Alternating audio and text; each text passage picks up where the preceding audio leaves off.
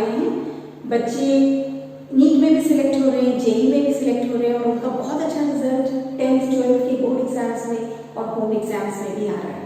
तो ये सब कैसे पॉसिबल हुआ? क्योंकि इन बच्चों को एक पर्टिकुलर प्रोग्राम दिया गया, उसको उन्होंने फॉलो किया, उनको बहुत सारे क्वेश्चंस का एक्सपोजर मिला, किस तरह से वो क्वेश्चन सॉल्व करने चाहिए उसका उन्हें आइडिया मिला। That is why they could succeed. तो चलिए आइए देखते हैं वो वीडियो लेक्चर्स जहां आपके कंसेप्ट्स क्लियर होंगे और आपको बहुत अच्छे से क्वेश्चन समझ में आने लगेंगे। बच्चों को अक्सर केमिस्ट्री बहुत टफ लगता है, तो अगर आप इन लेक्चर्स को रेगुलरली देखेंगे तो I am sure chemistry will become the easiest part for you and very very interesting. अब लास्ट क्लास में हमने किया था आयनिक इक्विलिब्रियम का फर्स्ट पार्ट और उसमें एसिड्स एंड बेस और आयनिक इक्विलिब्रियम क्या होता है। तो सबसे पहले थ्योरी हमने की थी आर्हीनियस थ्योरी, जिसके अकॉर्डिंग वो कंपाउंड्स जो H+ आयंस देते हैं उनको बोलते हैं आर्हीनियस एसिड्स और जो कंपाउंड्स OH- देते हैं उनको बोलते हैं Arrhenius base. But H+ and OH- water में एग्जिस्ट नहीं करते क्योंकि वो उसके साथ हाइड्रोजन बॉन्ड बना लेते हैं। सो अब आता है second most acceptable concept, that is Bronsted theory. Bronsted Lowry theory. Bronsted Lowry theory के अकॉर्डिंग एसिड्स वो कंपाउंड्स होते हैं जो H+ देते हैं एंड बेसिस वो कंपाउंड्स होते हैं जो H+ लेते हैं। मीन्स ये पूरी की पूरी थ्योरी सिर्फ H+ की चारों तरफ घूम रही है, या H+ दे रहे हैं या H+ ले रहे हैं। तो सपोज एक एग्जाम्पल लेंगे, अमोनिया प्लस HCl। जब ये दोनों आपस में कंबाइन करते हैं तो ये HCl इसको H+ देता है, तो ये बन जाता है NH4 plus Cl-।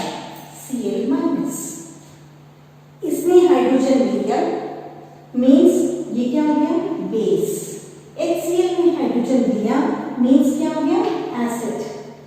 Acid H+ दे के बनाता है कॉन्जुगेट बेस और बेस H+ लेके बनाता है कॉन्जुगेट एसिड। तो हमेशा आपको ये ध्यान रखना है, कॉन्जुगेट एसिड बनाने के लिए H+ ऐड करोगे, कॉन्जुगेट बेस बनाने के लिए H+ रिमूव करोगे। एंड दूसरी चीज जो आपको ध्यान रखनी है, strong will form weak and weak will form strong. हमेशा strong acid weak conjugate base बनाएगा, strong base weak conjugate acid बनाएगा, weak acid strong conjugate base बनाएगा और weak base strong conjugate acid बनाएगा। अब इसमें आता है क्वेश्चन कि इक्विलिब्रियम कांस्टेंट किस केस में ज्यादा होगा? स्ट्रॉन्ग से वीक बनाना इजी है, तो यहाँ पे क्या होगा इक्विलिब्रियम कांस्टेंट ज्यादा होगा। वीक से स्ट्रॉन्ग बनाना बहुत डिफिकल्ट है, तो यहाँ से क्या होगा इक्विलिब्रियम कांस्टेंट कम होगा। हमेशा ये याद रखोगे, स्ट्रॉन्ग से वीक में इक्विलिब्रियम कांस्टेंट ज्यादा, वीक से स्ट्रॉन्ग में इक्विलिब्रियम कांस्टेंट की वैल्यू कम रहेगी क्योंकि रिएक्शन बहुत स्लो होगा। अब कुछ कंपाउंड्स होते हैं जो दोनों तरह से बिहेव कर सकते हैं। वो किस तरह से बिहेव कर सकते हैं? एसिड के फॉर्म में भी और बेस के फॉर्म में भी। वो कहलाते हैं एम्फोटरिक कंपाउंड्स।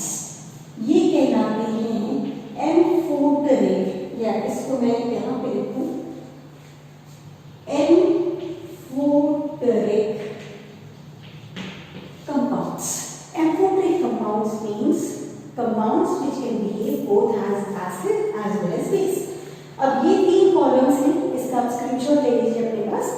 वाटर, इसमें एक H+ ऐड किया तो कॉन्जुगेट एसिड बन गया, H+ रिमूव किया तो conjugate base.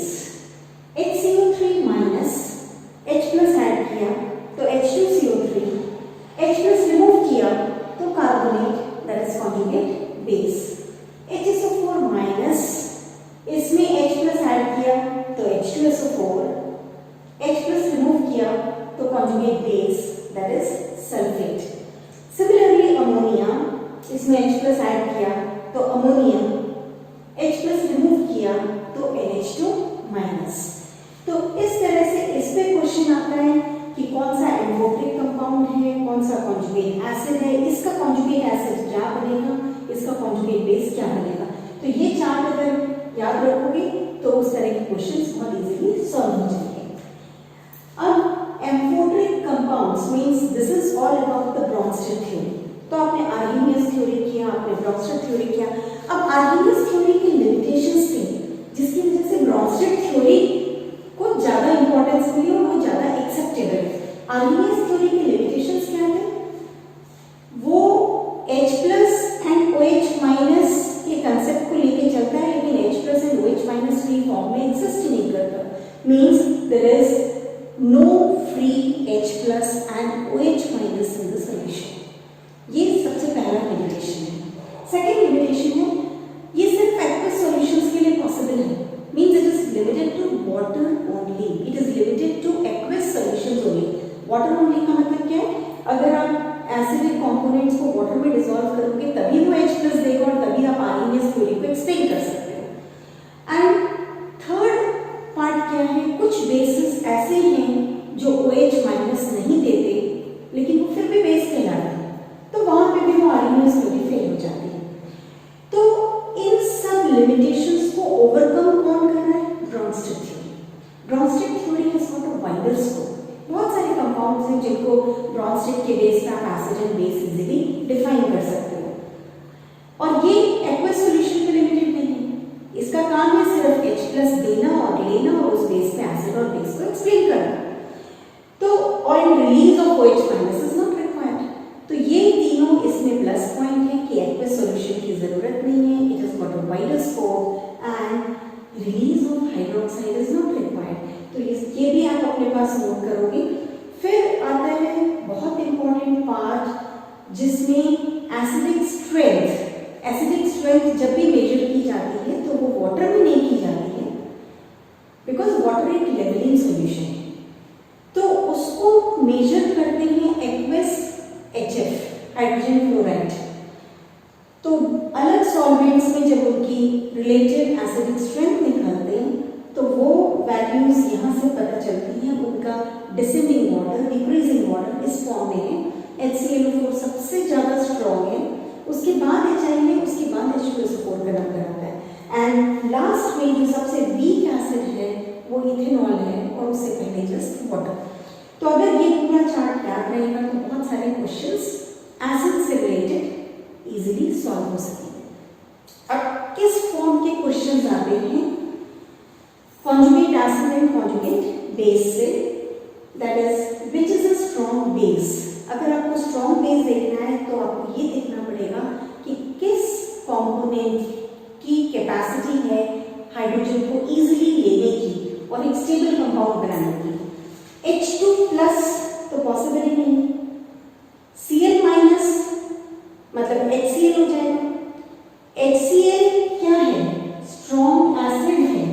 HCl strong acid है मतलब Cl माइनस कैसा बेस होगा? वीक बेस होगा, इसलिए ये भी पार्ट नहीं होगा। बचता है HCO3 minus and H minus. HCO3 minus and H minus ये दोनों स्ट्रॉन्ग है, बट इन दोनों में ज्यादा स्ट्रॉन्ग कौन सा है? बेस H माइनस, क्योंकि वो H2 बना रहा है, इजीली H प्लस लेगा एंड H2 बनाएगा। तो इसका आंसर क्या हो जाएगा? H minus.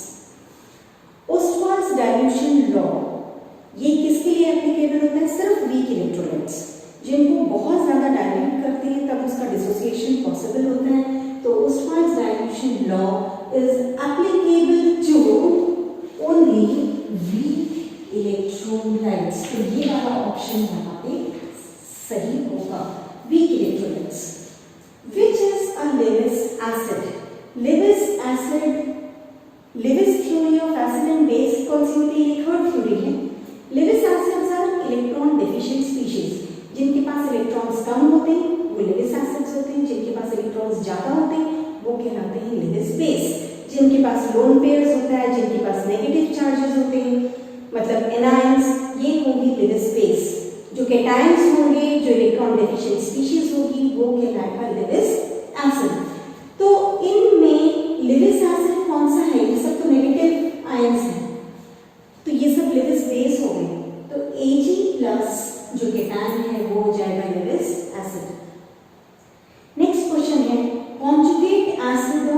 NH2 minus. Acid अगर लेना है तो उसमें एक H प्लस आपको ऐड करना है, तो जब H प्लस ऐड करोगे तो क्या हो जाएगा NH3। तो NH2 माइनस का कॉन्जुगेट एसिड क्या है NH3, तो this will be the option. अब इसमें आपको देखना है कि which is the Lewis space.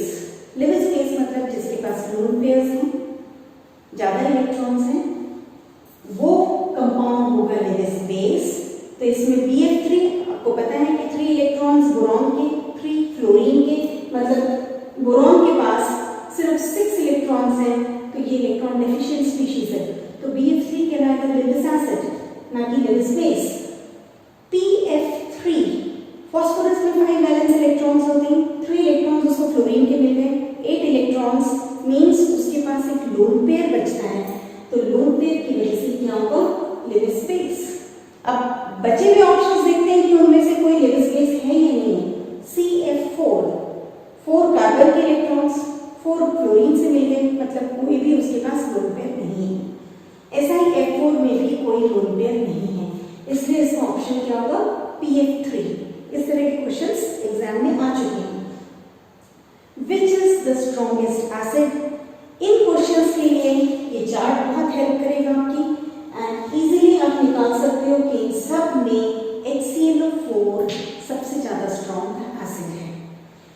तो ये क्वेश्चंस आपको इस प्रकार से सॉल्व करने हैं। एनसीईआरटी में भी कॉन्जुगेट एसिड एंड बेस पे बहुत अच्छे क्वेश्चंस हैं, इन टेक्स्ट में भी हैं, एक्सरसाइज में भी हैं, उनको आप करोगे तो ये कंसेप्ट जो एसिड बेस का कंसेप्ट है वो बहुत अच्छे से क्लियर हो जाएगा। अब आती है बात आयोनाइजेशन की। तो अगर हम ओस्टवाल्ड्स डाइल्यूशन लॉ यूज करते हैं आयोनाइजेशन के लिए, तो ये एप्लीकेबल सिर्फ वीक इलेक्ट्रोलाइट्स के लिए है। तो ये आप देखोगे कि एसिटिक एसिड अगर डिसोसिएट होगा तो ये बनेगा CH3COO माइनस प्लस H+2। जब ये इस फॉर्म में बन रहा है तो degree of dissociation weak electrolytes की कम होती है। नेक्स्ट क्लास में हम डिस्कस करेंगे कि वो अल्फा की वैल्यू आप कैसे कैलकुलेट करोगे, आयोनाइजेशन कांस्टेंट और pH कैसे कैलकुलेट करोगे।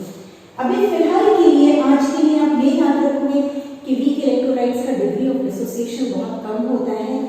जहां भी अल्फा की वैल्यू लेस देन 0.05 या 0.05 है, उस केस में 1 माइनस अल्फा का 1 लिख सकते हो। जिस केस में अल्फा की वैल्यू ग्रेटर देन 0.05 है, मतलब 5% से ज्यादा है, उसमें आप अल्फा की वैल्यू को निगलेक्ट नहीं कर सकते हो, तो वहां पे आपको 1 माइनस अल्फा कंप्लीटली लेना पड़ेगा। अब इस पे कैसे क्वेश्चंस करने हैं वो हम नेक्स्ट क्लास में करेंगे।